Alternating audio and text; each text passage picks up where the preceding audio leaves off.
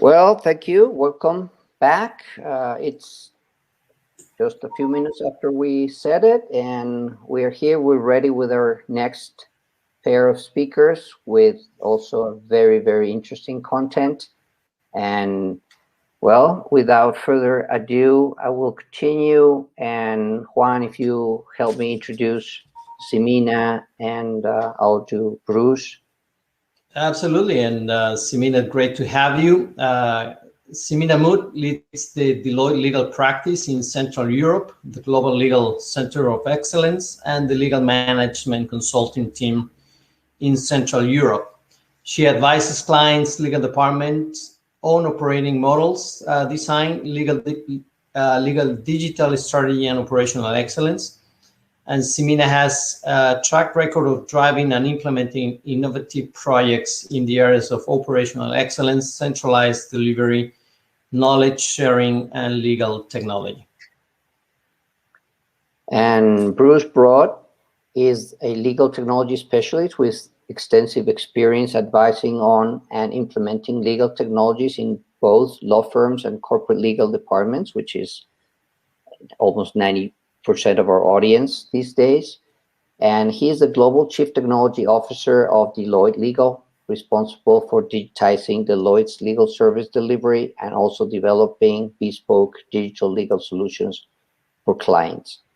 Bruce has held technology and consulting roles at a major international law firm and advised companies across multiple sectors on their legal technology strategies, process optimization, solution design, product selection, and implementations. So without any further ado, I will stop sharing my screen and we will have Bruce and Simina. Welcome. You are on the screen. Thank you, everybody. Give me 1 second to share my screen. There we go. Hopefully you can see that. Yes. And yeah, let's kick off. Thank you very much for having us both here today. It's a real pleasure to be here and to participate in this conference and to be able to speak to all of you here today. So thank you very much. In terms of an introduction, so thank you very much for that very detailed introduction. So I think there's not really much more for me to say on this.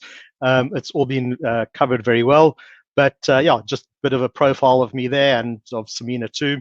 And I'll now get into the content because, as I say, we've had a very good introduction there. So thank you very much.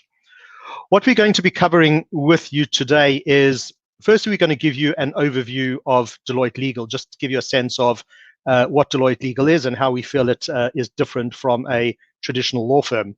I will then speak about legal delivery models and how these are enabled by technology. So how technology is enabling new ways of delivering legal services.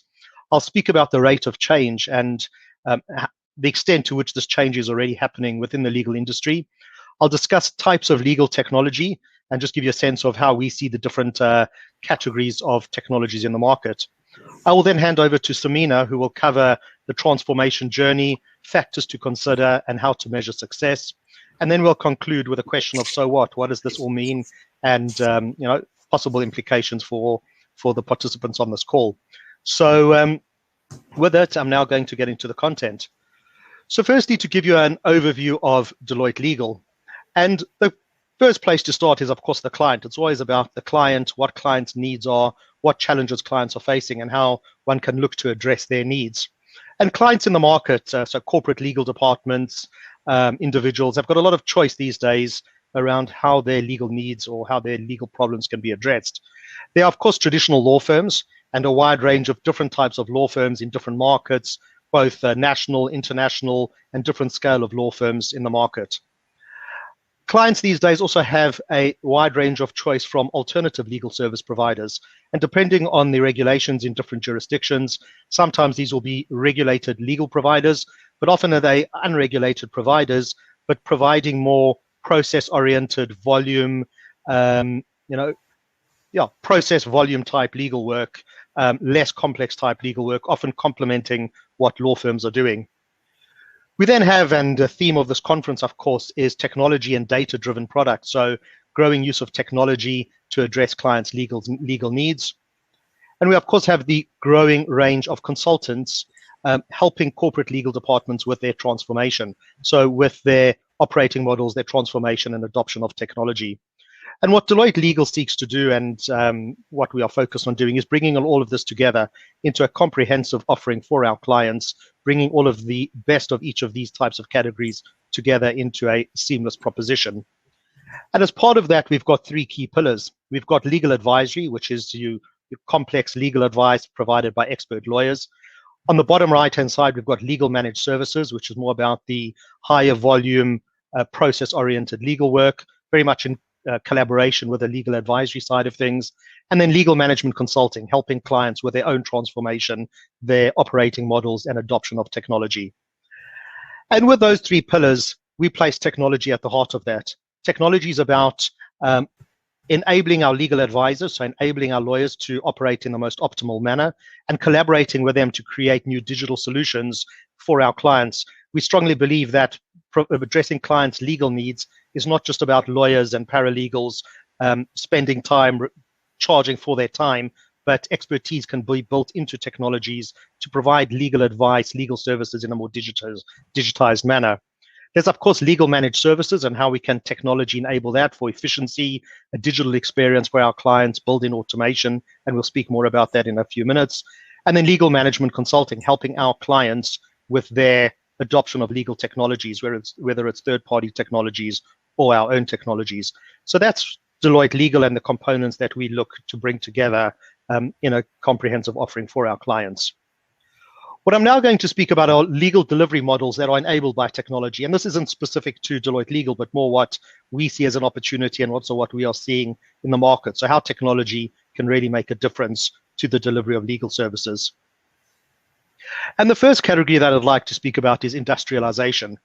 So legal services in the past, and I'd say still predominantly now, is provided by expert craftspeople providing legal services in what one could consider quite an artisanal manner.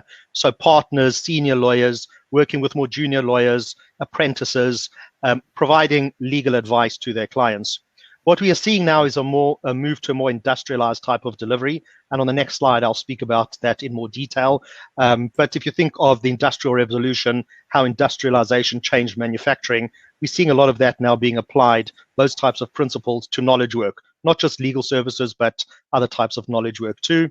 And then off the back of that, as one starts using standardized processes and technology, one can start capturing a lot more data as part of the work, and one can then get into data solutions that I'll also speak about in a few minutes. And in terms of the industrialization of legal delivery, these are some of the key components that we see forming part of it. And starting at the top of the circle, firstly, it's about collaboration. It's no longer just about an arm's length relationship with clients. Here's your legal contract, here's your legal advice. But it's about collaborating with clients to co-create solutions, integrate our processes with their processes to provide an end-to-end seamless delivery. It's about looking at legal risk management in a far more structured and data-oriented way. It's, of course, about optimized processes. So breaking legal work down into its key tasks, looking at the end-to-end process from start to finish, and disaggregating the work. Who needs to be doing what tasks at what stage in the process from start to finish. A key component is playbooks. And for those of you that aren't familiar with the term, playbooks are effectively guidance for those negotiating contracts. It's no longer about each lawyer and their sole expertise when negotiating a contract, what's acceptable, what's not acceptable, which points to accept, which points not to, but building it into playbooks where it conforms with clients' expectations, clients' needs, clients' risk appetites, and it enables a far more standardized and efficient way of negotiating contracts.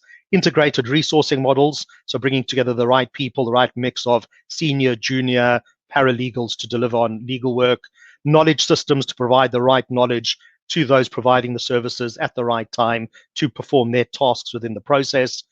Expert systems, and we'll speak more about self-service, so how one can encode expertise into technology to provide self-service. It's about workflow, so looking at the processes and how one can then use technology to manage that process from start to finish, telling the right person at the right time which tasks need to be completed from start to finish to deliver on the process. Of course, automating certain tasks. And what we're not talking about here is automating everything that a lawyer does, replacing lawyers as we're not talking about robot lawyers, but it's around specific tasks that lawyers do and automating those as part of a comprehensive delivery solution. System integration, lawyers and their clients no longer only need to be exchanging information via email, telephone calls, but linking client systems to the service provider systems for integrated data flows, instructions, feeding data back, etc., and then data analytics, which we'll speak about.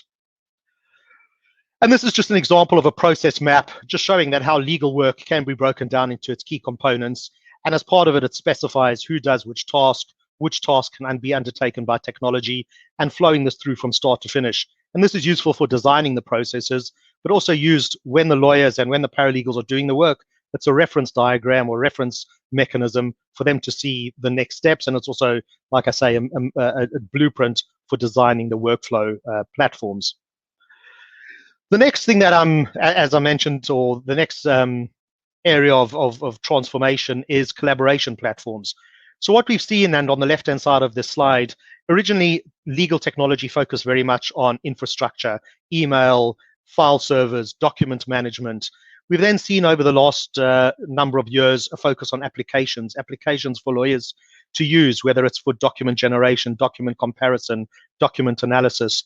And the trend we're seeing now is a focus on platforms, bringing lawyers together, paralegals together, clients together on integrated platforms to collaborate far more effectively. And we see collaboration platforms being used in other industries, and this can now be applied to legal too. And it's not only about a legal provider and their client, it could be about bringing multiple providers together to deliver on a holistic solution for a client undertaking a certain type of transaction. The next thing we're seeing is a trend in terms of how these collaboration platforms themselves are transforming. What I'm sure a lot of you listening to this have seen, and what we've seen from most major law firms, is law firms creating platforms or leveraging platforms to provide portals to their clients where they can see work that's in progress, collaborate on documents, data rooms, updates on financial information. But what we hear from clients is that they don't want to be logging onto multiple portals, one from each of the legal providers. So if a big client has 5 law firms on their panel, they don't want to be logging onto 5 different platforms to see what each of their law firms are doing. And that brings us onto the central diagram, where clients are setting up their own platforms and they are mandating their different legal providers to feed data into it. So the general counsel only needs to log onto one portal and they can see all of their information from all of their different legal providers in one consolidated solution. And I guess e-billing is an example of this that's already been adopted quite widely in the industry, bringing together billing information from different legal providers into one e-billing platform for a client. But we're now starting to see it relating to work product itself, collaboration on work. But then the next trend, when you start bringing all of it together, is central hubs, where you bring obviously respecting confidentiality and data privacy, but platforms that allow multiple legal providers, multiple clients of legal providers to come together in central hubs to either collaborate or to leverage the different benefits of a more community-oriented approach to solving legal problems, addressing legal needs. So this is another trend that we see being driven and enabled by technology. The next one is standardization, and I think it follows on nicely from the 2 slides I've mentioned about platforms and community. When you start bringing a community together and start looking at how one collaborates on standardized platforms, of course, one then needs to start looking at standardization of the product itself, because if you're all working together, it doesn't make a lot of sense if you're all working on very different forms of documents. So what we've seen on the past is that different lawyers would each have their own form of contract or reuse a contract from a previous transaction, but it was all very bespoke and each lawyer drafting a new contract for themselves. We've then seen over the last years that law firms have implemented standard templates that for certain types of transactions, whether it's loans, leases, commercial contracts, law firms have had their standard form documents that they then tailor for each transaction. And the next element in the trend is to industry standards. And we've already seen this in certain industries, whether it's certain financial services type contracts, real estate type contracts, construction agreements. We've seen this in certain industries and in certain countries. And I think this move towards platforms will drive it further, that we'll see far more industry standardization. Of course, tailoring contracts for specific needs, but I think a large number of transactions, one can make do it very well with an industry standard rather than having to bespoke a contract each time from scratch, which of course adds more cost, adds more work to the transaction. And then another major trend is a move from, if we look at who technology has served, firstly it was individual lawyers. I mentioned on a previous slide the focus on applications for lawyers. We then moved into platforms and delivery teams that I've just spoken about on the last few slides. But a really big trend, and something that I think we'll see a lot more of, is client self-service. So non-lawyers being able to access legal guidance, legal expertise, legal advice in a platform itself. So these obviously need to be maintained, set up and maintained by expert lawyers. But of course, the clients can access it without having to pick up the phone, speak to human lawyers. Of course, it needs the mechanism for escalation if there are more complex types of scenarios that do need tailored legal advice. But for a lot of scenarios, client self-service, and we're seeing a number of law firms offering this, whether it's in the form of advice or self-service contract generation. And I think we'll see a lot more in that space as the technology progresses and as the adoption of it by legal service providers progress. And the next element is data. I mentioned on one of the earlier slides that following on from industrialization, we move into data. And we're seeing a trend with data too. So on the left-hand side, it's firstly management information. And I'm continually amazed in the industry that how so many corporate legal departments are operating without really detailed data, whether it's data about legal requests that they're receiving into their legal function, the legal matters that they're working on, the contracts that they're working on, the litigation, their team and how busy their team is. But a really lack of information in corporate legal departments. And we're seeing that starting to be addressed. And we'll talk more about that in terms of different systems when I speak about it. We then move into analytics. As one starts capturing more data, you can get into analytics, looking at trends. Is the legal work going up and down? The nature of the legal work, how it's changing. Are we seeing more or less litigation over time? And one can start looking at trends.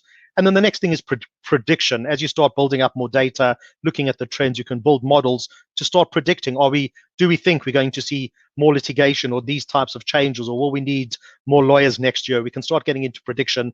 And I think a key point with all of this is that the technology itself, or the data analysis type expertise itself, is not unique, is not new. It's been applied in other industries. If you think of financial services and financial modeling, it's been applied in other industries for many, many years. The key challenge in legal has been the lack of data, but as we start capturing more data, you can then start getting into analysis and prediction. The capability is already there. The factor is the lack of data.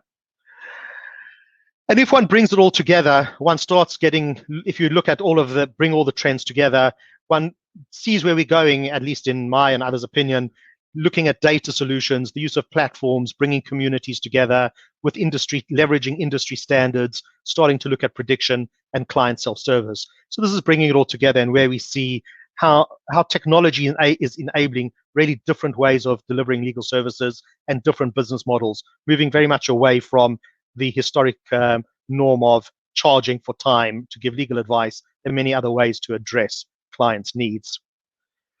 What I'm now going to touch on briefly is the rate of change. So a key question is, well, how quickly is this happening? How soon is this all going to happen?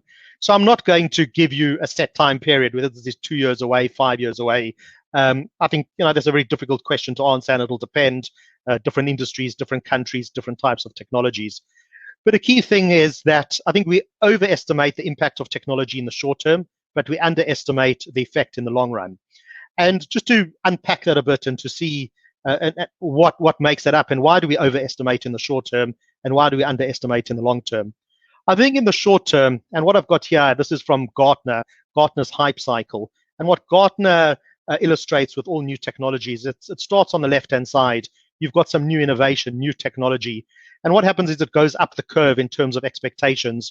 And before the technology is fully understood, fully adopted, there's very high expectations, and we see it get to a peak, high expectations of what the technology will deliver. And if I think of artificial intelligence, if one goes back probably 4 or 5 years or so, there was a lot of press in the legal industry about robot lawyers and the AI is coming to take over, and it's going to do away with lawyers. So we see a lot of hype around how AI, and that's just one example. One could apply it to any other technology, heightened expectations. When one then starts applying it and putting it to practice, we then move down the peak into this trough of disillusionment, where we see that it's actually a lot harder to apply these technologies, but people continue to work through it and persist the technology advances, and then we start moving up the slope in terms of expectations, where we get into real application of it and real usage of it. So this just illustrates, firstly, the life cycle of technology, but why in the beginning there are these heightened expectations and why we overestimate the impact in the short term. But then in terms of the long term, why do we underestimate it? And I think the key thing here is, compounding, or the exponential function.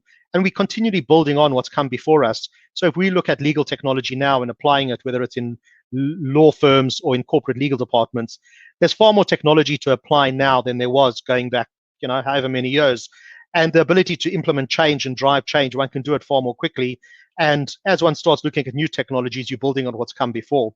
What we're also building on is the expertise in the industry. So the number of legal technologists in the industry, whether in law firms, most big law firms now have dedicated people focusing on legal technology. And of course, in corporate legal departments too, bigger legal departments having legal technologists. They're implementing change, and the rate of change is going up as we build this capability, build the expertise. And so we've, in this essence, got an exponential rate of change. And that's why we underestimate the impact in the longer term. So now just a brief overview of some of the types of legal technologies. We've spoken about some of the more business model or paradigm type changes. I've touched on the rate of change. Now just to talk a bit about the types of legal technology that we are seeing. And this is just a diagram that I use when talking to clients about the different categories of legal tech. On the left-hand side, we've got management technologies. So matter management and workflow. So managing legal matters, and this typically applies in corporate legal departments, and then workflow for the delivery of the legal work. E-billing, which is quite a mature technology, tracking all the invoicing that corporate legal departments receive and how one can then analyze it. Contract lifecycle management, managing the contracting, all the contracts in an organization, managing the obligations, managing the renewals. Document management, a technology that's been in place in law firms for many years, but we're increasingly seeing it being adopted in bigger corporate legal departments too. Managing documents, managing emails, managing versions related to legal matters, and legal entity management, how you manage legal entities, company secretarial type functions. So those are key management technologies we're seeing in the legal industry. The next one is execution technologies. So document automation, using technology to automatically generate those first drafts of agreement, generating very significant time savings. And this goes hand in hand with what I spoke about earlier around a drive to more standardized type of precedents and templates. Online contracting, a move going beyond emailing Word documents back and forth, but using platforms to negotiate contracts between counterparties rather than emailing redlined Word documents back and forth. E-signing, that's become pretty mainstream now, especially driven by COVID and our move away from physical documents. And then transaction execution, platforms to enable execution of transactions, completion of transactions, bibling of transactions. And then AI technologies, data extraction, technologies that I'm sure many of you are aware of to extract information from contracts as part of due diligence, contract reviews, repapering exercises, AI to review contracts as part of negotiation. So looking at not requiring the lawyers to do the first review as to what's acceptable, what's not acceptable, what issues there are in a contract, but I'm sure many of you have seen tools in the market that enable that first review using artificial intelligence. Expert systems, these are technologies to enable self-service, so giving of advice, guidance to often non-lawyers, where lawyers have effectively encoded their expertise into expert systems, the self-service type of approach. And then e-discovery in litigation, which is already a very mature technology, using it to identify relevance of documents in litigation. And as I mentioned earlier, this move towards industrialization and use of technology, feeding and generating a lot of data that can then feed through into data analytics. And one of the key trends we're seeing with all of these technologies is we're hearing regularly from clients that they don't want to have to go out and buy however many different categories of technology there are on the slide. What they're looking for is a single solution that brings it all together.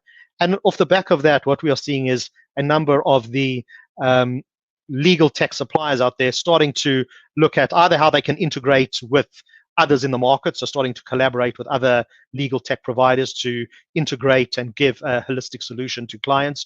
And we're seeing some of the players either acquiring or building in capabilities to start creating as far as possible, an integrated solution, bringing these categories together. So you could have a solution that has matter management, workflow, contract lifecycle management, document automation, online negotiation and e-signing all in one integrated solution. And I think we'll see more of that as the industry matures and as we see more adoption by corporate legal departments. And then just a final slide before I hand over to Simina. What I've done is I've taken some of those categories and mapped them on Gartner's hype cycle. So on the right-hand side, we've got the more mature technologies, ones that we've seen, more mainstream adoption, the likes of e-billing, document management, matter management. And then as you work your way towards the left, earlier stage, so for example, contract analytics, start being adopted by a lot of bigger law firms, but still not a mature technology. Online contracting, less mature. And then as we go over the peak and onto the earlier stage of it, we're seeing smart contracts, predictive analytics, embedded legal systems coming up, working their way. They'll go over the peak and then work their way into more mainstream use. And I think what's important here is less specifically where each dot is relative to the other. I mean, this is just my view of roughly where they are, but I think it's just generally what's more mainstream, what's more early stage, and how things are progressing through this hype cycle. So I'm going to stop sharing now, and I'm going to hand over to Simina to share her screen and continue with the presentation. So over to you, Simina. Thanks a lot, Bruce. Let me see that technology works. Hopefully it does. So thank you very much for this. I'll take it forward to share a bit of experience of how we've seen it both for ourselves, our own transformation journey and lessons learned at Deloitte Legal, and also how we're seeing it at clients. So hopefully in the next few minutes, some practical examples and a bit of learning from our experience. So what we let me see that the slides work. What we find as a useful model for talking about technology transformation. First of all, that this is a journey. There is nothing that happens overnight. But we're applying this, what we call the maturity model, in terms of technology adoptions for legal teams, be it law firms like ourselves or legal departments, or even parts of firms or their activities. So 5 stages of maturity from ad hoc, where we have basic usage of technology, typically word processing. Now with working remotely, conferencing became part of the basic usage of technology, all through thinking through things like process improvement, implementing foundational basic technology, moving further into automation, and then applying more sophisticated tools such as AI, where we see this as what we call transformative legal teams. So a couple of examples, and I think useful framework for thinking through processes. And what I also found useful when thinking about this, so this can be applied at an organization as a whole, but it can be applied for specific areas. So for example, as an organization, legal team that processes high number of documents. Transformative, so applying cognitive technology, artificial intelligence, NLP technology for processing large number of documents like due diligence work or large-scale document review for corporate life events. That can be a target state. Whereas for organizations where this is not part of their day-to-day work, they don't have large volume of data, or there's no corporate event to manage, being in the managed state with a robust document management system, and maybe with some automation on the side of contract management, would be fine and would be enough. So again, this is a good framework to think organizational wide or process or topic specific, and it can help as we move into the implementation part. So a bit of further experience sharing, both from our own and our clients' work. We see typically a number of challenges, but grouped around 3 main topics. One is about knowledge. So As this event proves, legal tech is an area of high interest. It's an area of growth. It's an area where the technology landscape has improved and grown. And for somebody like me who loves it, it's great.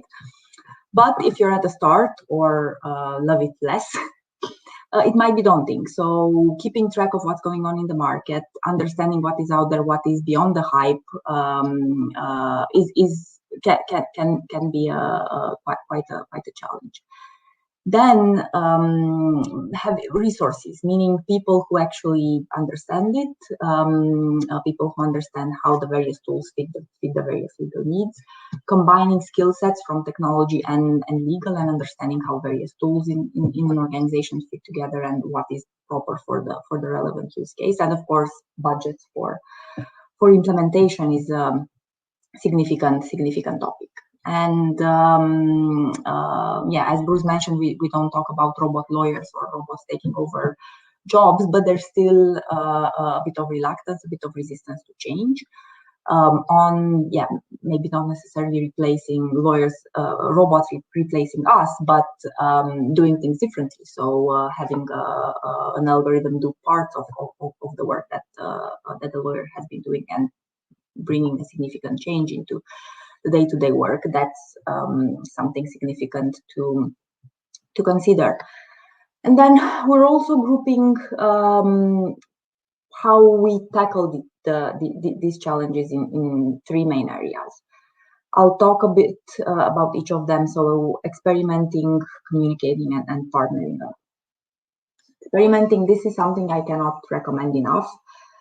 Seeing demos, so the first things to be done when starting to look into legal tech, seeing demos, all the vendors, all the tools are very rich with video, with content. It's very, very easy to get access and to see tools for yourself. So I recommend this very much. I recommend getting into more details to do things like proof of concepts, of course, pilots and stage rollout for larger scale projects. But before taking any decision, seeing what is out there and getting your hands dirty, if I may say that, is crucial, and it will bring a lot of learning and make all of the next steps of the process much easier. Communication, again, cannot stress this enough. This is something we can always do better at. Here there are screenshots of a platform we've set up internally to educate our own teams about what we have, what various technologies that we have, how they fit together and how they fit specific lawyers' needs, and then what is the right tool for the specific service. So any technology implementation project should have a very significant component of internal communication. And of course, if it's client related, for example, as Bruce mentioned, client collaboration platform, properly communicating this to clients and how this will impact the way of working, it is crucial. And doing this right and enough of brings significant benefits down the line in terms of adoption. Last but not least, partnering up. We all have bright people in the organizations, but there's always more bright people to consult with and to partner up with and to have new ideas with out there. And an example which I love and we still utilize this and still reap the benefits of this day to day is our collaboration with UiPath, an example of one of our partners, where we see that simple automation solutions can bring significant benefits for legal processes, both for our own and for our clients. In terms of getting further into detail on factors to consider when implementing technology. So, couple of points. First of all, when we start looking at technology implementations, we know the area, we know the type of tool that we want. Very important to clarify for ourselves what are must-haves, what are nice-to-haves.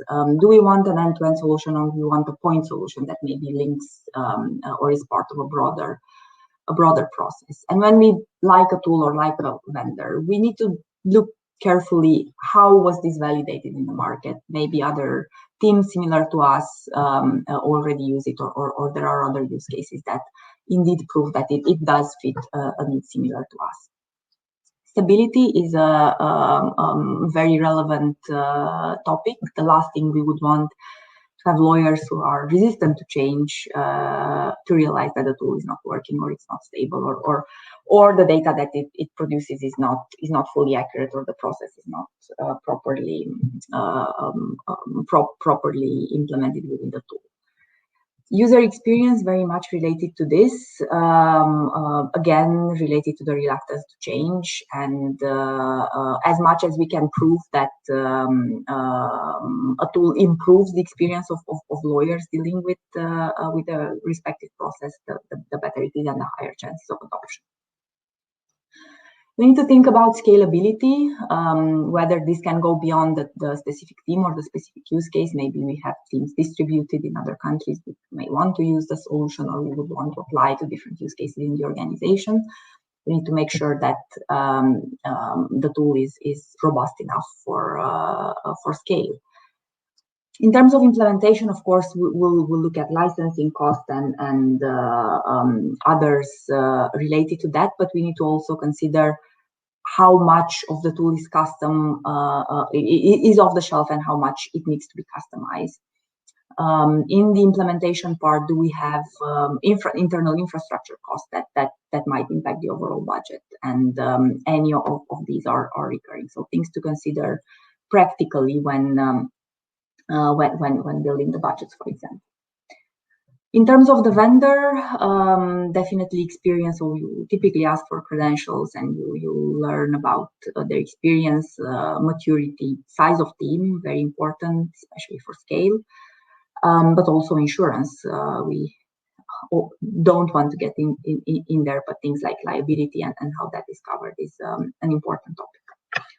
Important to know, as this is legal tech is a growing area, you will see discrepancies between how startups and established companies are approaching the sales process and financial aspects of an offering. So be prepared to see very, very different types of offers from the different vendors, and choose knowingly what fits the company needs. Then, of course, technology type, whether it's cloud or on-prem, and the related compliance that obligations that might follow from there. Data security, very much related to this. Very important integration with the existing systems, especially in large organizations. Legal is not a process within a vacuum, so it has to connect with other parts of the business. So the integrations are important. As to the earlier point on the vendor and its maturity, so very important beyond the tool itself, the maintenance and the type of support offered. Availability of future improvements, again, very important depending on the license and the hosting model that is chosen, and to the insurance point, liability to be considered properly when contracting. Now, beyond the decision-taking process, let's say the decision was taken and we're into the planning of the project. Couple of points to note. We grouped it around governance, validation, piloting, analysis, and actual implementation. So from a governance perspective, spending time to clarify objectives, getting the buy-in from the relevant teams beyond the actual user team, but the other teams that will be involved or impacted by the implementation is critical, and getting this right at this stage will save time later on. Prioritizing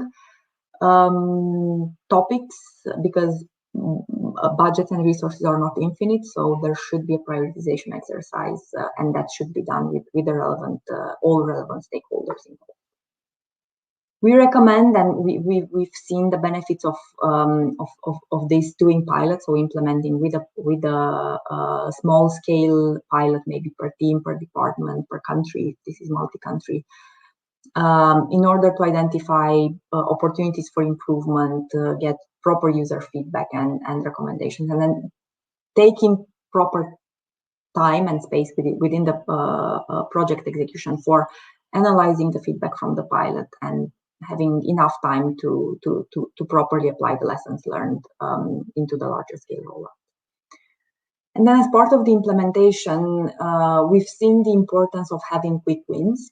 Of course, having an implementation plan, but having quick wins included as part of the plan, and having the medium-term and long-term implementation goals, but having quick wins will give everybody involved a sense of accomplishment, and definitely from the usability and adoption perspective, these do significantly help.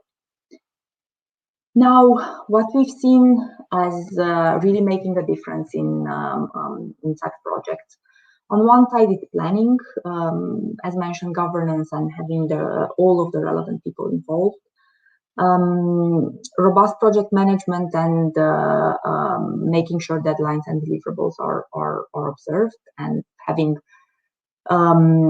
good project management skills as part of the team is crucial.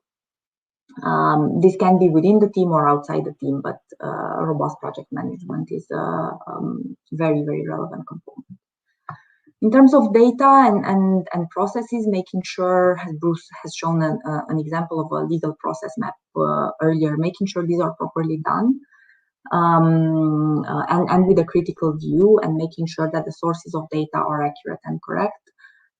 This will be critical for a successful project and for reaping the benefits of the technology implementation. And then not forgetting that very often technology is hyped, and technology is seen as a solution to many issues. It is often an excuse to improve processes, but important to know that very significant wins can be achieved with improved processes and governance. So a critical point to look at in any tech implementation project is to see, okay, what is process, what is governance, and what is tech as part of what we want to achieve.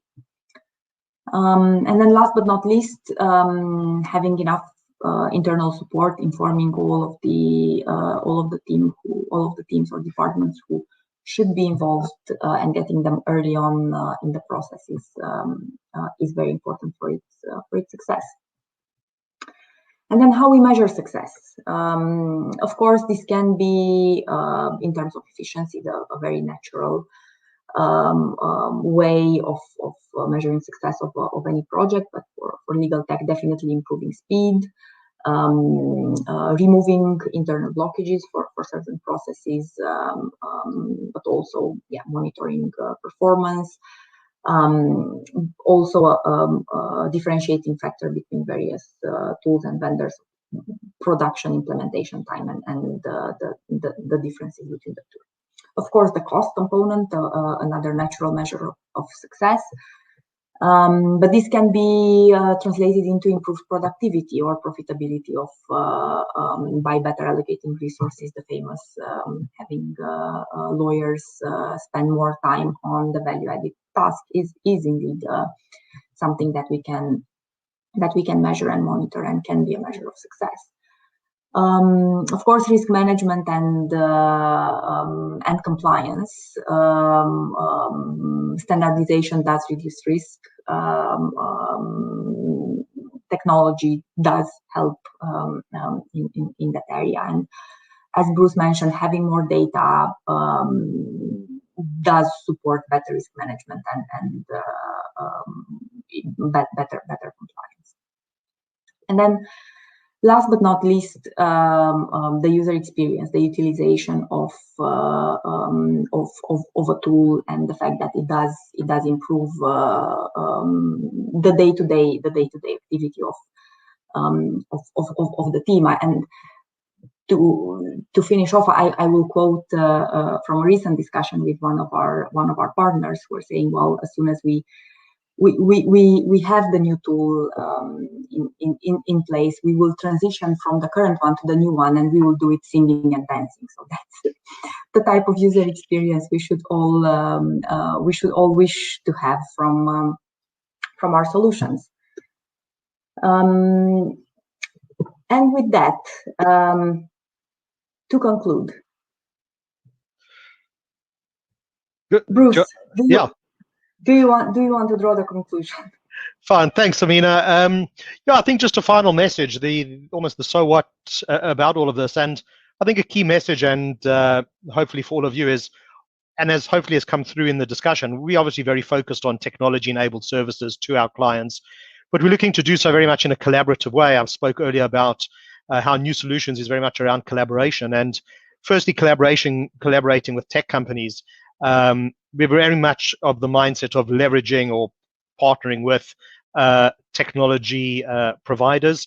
Deloitte, more broadly than Deloitte Legal, has got a very strong focus on alliances, aligning with tech companies and taking solutions to market together. And I mean, Simina gave an example there of UiPath, but many other tech companies that are the existing ones or new ones that we're looking to partner with to create solutions. But equally, law firms. I mean, Deloitte Legal operates in certain areas of law. There are certain areas of law that we don't cover. And equally, there are various law firms that don't necessarily have the breadth of technology capabilities that an organization like Deloitte has. And so we very much see this as a collaboration too with law firms. So bringing the whole ecosystem together and to create new solutions for clients, in a collaborative and mutually beneficial way.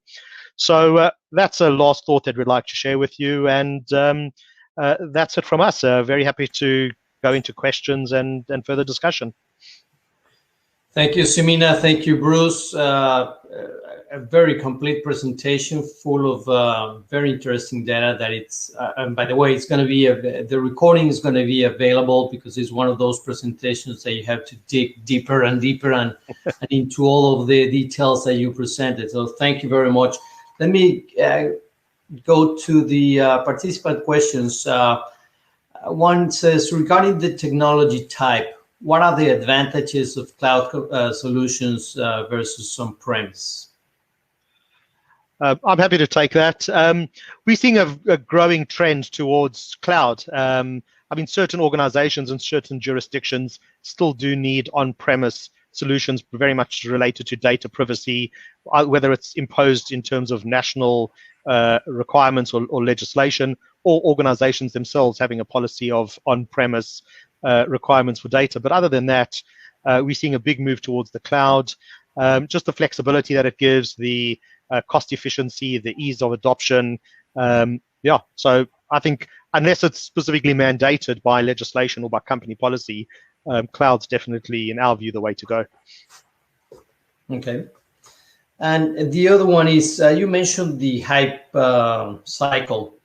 What would be the next hot legal tech solution in your perception of what you see the overall map? What do you think is going to be the next hot item, let's say for companies or for firms as big as you, and then on the entry level? Is there anything that you see might be shaking things around in terms of new developments?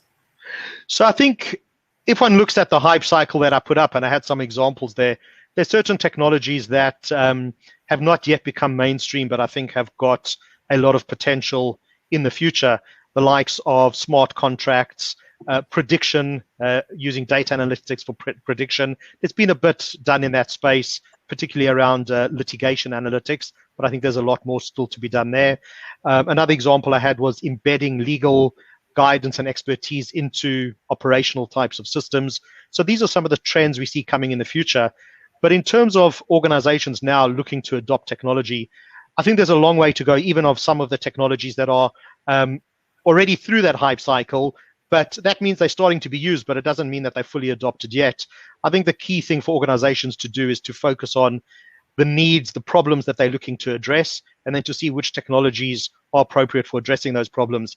As much as I'm a technologist at heart, and that's all I do is eat, breathe, and sleep technology, I'll be the first to admit you need to start with the client need, the client problem, or if you're looking at it for your own organization, your own organizational need or problem, and then look at how the technology can help rather than starting with the technology. Simina, do you have any input on that? I mean, I fully agree with Bruce, and I think it's very much team specific. It's very much dependent on the context of each organization, its maturity, how it serves its internal clients or its external clients. So it's very much client specific. So yeah, no prediction. Okay, and on that same topic, you mentioned challenges, and the challenges has been a constant throughout this legal summit, that the new challenge for lawyers is that there's too much information and it's growing exponentially in terms of legal tech players and solutions that are coming to life and developing and maturing. And you mentioned also the robot lawyer, or the concept, which is in a way is the robot process automation. How can you explain to a law firm that is a small law firm or a medium-sized law firm, how can you explain that from the angle of the client-centric interest on how to improve their services or add more value or be more competitive by implementing some robotic process of automation? So I'm happy to take this one. I think the easiest way to explain, I think it's very much related to the challenge that you've mentioned of a growing flood of information. For us lawyers, we like it or not, a significant part of what we do is we do process information, and some of it is in a structured digital way. It's just very, very, very high volume. So examples like accessing databases to get information about various litigations, for example, or corporate status of clients and so on. These are typically things that many of us lawyers still do manually. But everything that we do that is rule-based, repeatable, and in a digital format can be automated. So if there is enough volume, then a solution such as RPA or other even simpler solutions like scripts and others can take some of that burden. So it does not have to be extremely sophisticated or to bring value. So I think looking at volume and repetitive type of activities, this is where robotic process automation can definitely. Okay, thank you, Bruce. Any comments? No, I mean, totally agree with Simina. It's about looking at the volume, and I think it's about. I mean, you mentioned in your question around different size organizations, some smaller law firms. I think it comes back to looking at, well, what is the client need that you're looking to address. If it's a smaller law firm that doesn't have those higher volumes, maybe robotic automation is not the way to go, at least initially. It depends. One can achieve efficiency, for example, just by refining your standard form contracts. So if you a smaller law firm that's doing a lot of real estate work, for example, having good standard form real estate contracts will drive far more efficiency for the type of work that you're doing compared to putting in something like RPA. Or, for example, if you're a smaller law firm dealing with individuals and you want a way to collaborate online with those individuals, there are various third-party applications out there that you can license an app to allow you to share contracts, share documents, share updates with a client. That doesn't involve a whole process transformation, but it's just a nice user-friendly app to share documents. So I think it comes back to, again, what is the needs, how do you want to differentiate your service? And I think also understanding who you are as an organization. If you're an organization that focuses on high-end, complex, bespoke situations, well, then volume process automation is not necessarily for you. And likewise, the opposite. If you're doing volume work and you don't focus on it, you're going to stop being competitive. Let me throw you a last question from one of the leaders of the Association of Legal Innovation for Latin America. And the question is regarding the cloud and the resistance that usually is there about privacy concerns. How can people be more comfortable about that situation? I think to get comfort, obviously one has to do due diligence on the cloud providers that you're using. Get comfort. I mean, if you're using tried and tested platforms out there, and I mean, I can't go into specific names, but the usual names out there in terms of bigger scale providers, one gets comfort because they have got that scale, they have got more robust processes, more robust infrastructure. Of course, doing the right due diligence. And I think it's that. One has to do due diligence and go with trusted providers and look also at certification. Organ providers that have got the right certifications will give you comfort that your and your client's data is being protected. Excellent. Well, Simina, Bruce, thank you very much for joining us. Thanks for the great presentation, and thanks for Deloitte Legal for being a key strategic partner of this event and all the support. And it's a privilege to continue developing into this very exciting and interesting topic. So thank you so much. And Alex, I'll take it to you. Pleasure. Thanks for having us. Thank you very much. Great to be here. Thank you. Okay, we will continue with the last slides of the day. We're just going to give you some information. Our next sessions are at 1 p.m. Central Time. So in about 3 hours, we'll be back here on stage. And we're going to be starting with Lucy Basley. We're continuing with Eileen Schultz. And the last one of the day is going to be Alex Smith. And this event is possible to the valuable contribution of our media partners. I'm going to give you a moment to see them. And by the way, if you get a chance to jump into the event website, you'll see this, because obviously the size of the logos are very, very small, but it's been great, the support that we've been receiving, not only by the media partners that have been a strategic support, but also all the organizations, law schools, legal tech associations, different organizations throughout the world, publications, just any other group that has been instrumental in being able to share this throughout their members and throughout different regions. That's the way that we reach so many people of you and so many participants. So we really thank all of them for their contribution. And in the meantime, when there's no presentations, it would be a great idea if you can visit the booths from our sponsors. They have some videos, some information there, and they're available to attend your requests or your questions. And also in our booth, you have access to the download for free of the Future of Opportunity, which is our latest ebook. It has 15 articles from leading thinkers in this industry. So it is a valuable information, a PDF to have. So feel free.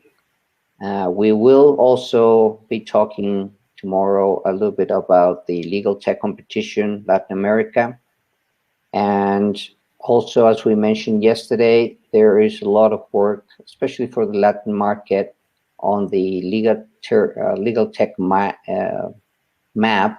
and Lex Latin, Derecho Práctico, and Foro Jurídico have been doing a lot of work enabling people to see what's out there. And this is more oriented to the Hispanic business area. So feel free to search for these reports, which are pretty intensive.